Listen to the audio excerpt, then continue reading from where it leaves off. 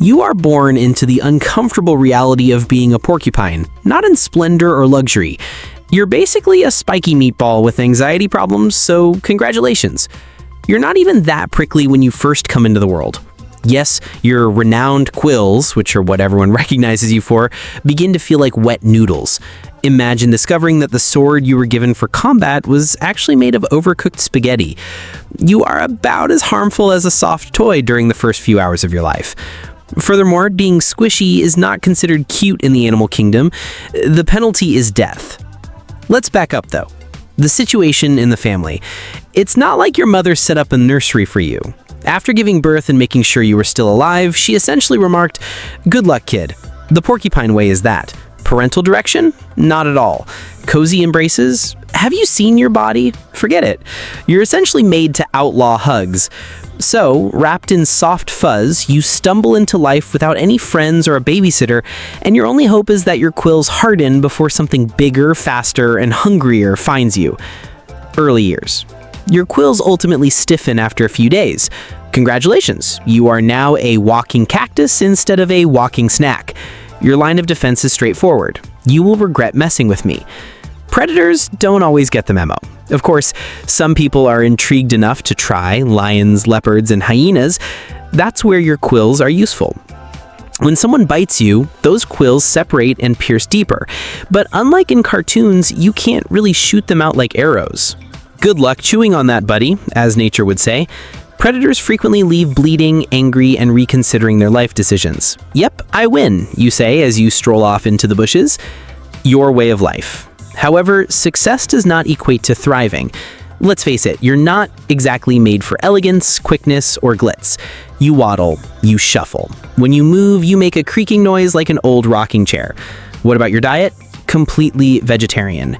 You chew on everything that appears to go in a compost bin, such as fruit, bark, twigs, and roots.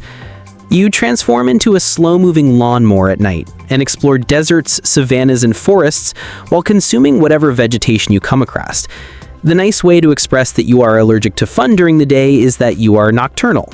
And you chew on everything, not just food. Antlers, wood, bones, and even tools that people have left behind. Why?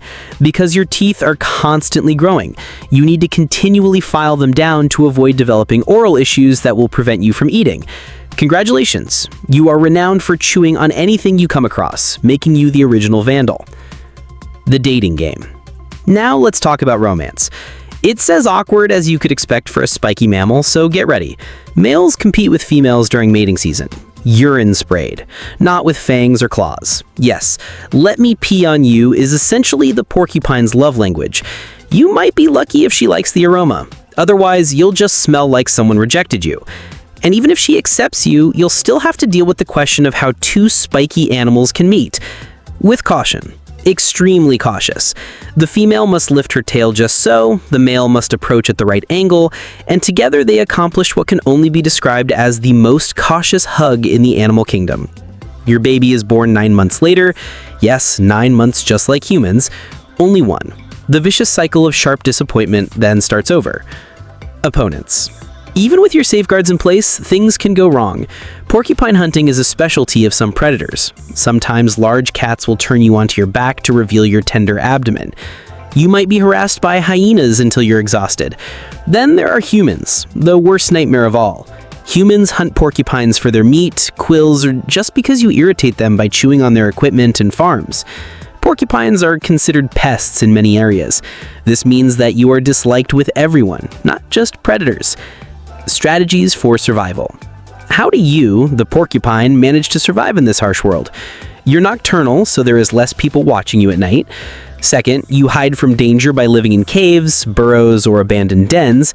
Third, you go alone. You're not a pack or a herd animal. You're the prickly introvert of the animal kingdom, a lone traveler. If nothing else works, you charge backwards with your back to the danger. Yes, you moonwalk into predators, letting your quills and tail speak for you. Backward body slam would be your special move if you were a character in a video game. The image. All of this has turned you into a do not touch icon. You have better weapons than most animals. Nevertheless, you are also a natural farce. Your ungainly run, your waddle, and your absurd love rituals make people laugh. The butt of spiky jokes is you.